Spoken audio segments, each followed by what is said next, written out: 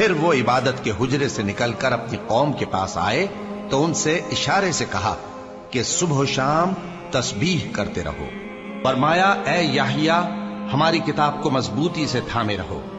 اور ہم نے ان کو لڑکپن ہی میں دانائی عطا فرمائی تھی اور اپنے پاس سے شفقت اور پاکیزگی دی تھی، اور وہ پرہیزگار تھے اور وہ اپنے ماں باپ کے ساتھ نیکی کرنے والے تھے اور سرکش اور نافرمان نہیں تھے۔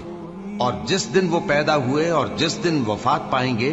اور جس دن زندہ کر کے اٹھائے جائیں گے ان پر سلام ہے۔ اور کتاب یعنی قرآن میں مریم کا بھی تذکرہ کرو،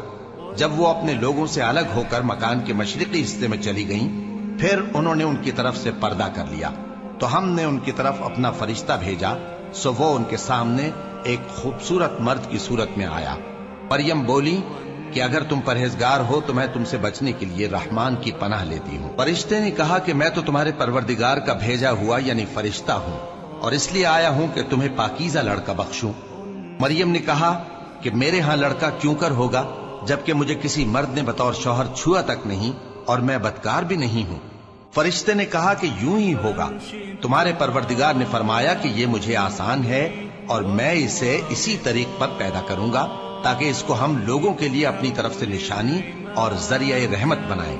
اور یہ کام مقرر ہو چکا ہے۔ چنانچہ وہ اس بچے کے ساتھ حاملہ ہو گئیں اور اسے لے کر ایک دور جگہ چلی گئیں۔ پھر درد ذہ ان کو کھجور کے تنے کی طرف لے آیا، کہنے لگی کہ کاش میں اس سے پہلے مر چکتی اور بھولی بسری ہو گئی ہوتی۔ تب ان کے ٹیلے کے نیچے کی جانب سے فرشتے نے ان کو آواز دی کہ غمناک نہ ہو، تمہارے پروردگار نے تمہارے نیچے ایک چشمہ پیدا کر دیا ہے، اور کھجور کے تنے کو پکڑ کر اپنی طرف ہلاؤ، وہ تم پر تازہ عمدہ کھجوریں گرائے گا، تو کھاؤ اور پیو اور آنکھیں ٹھنڈی کرو۔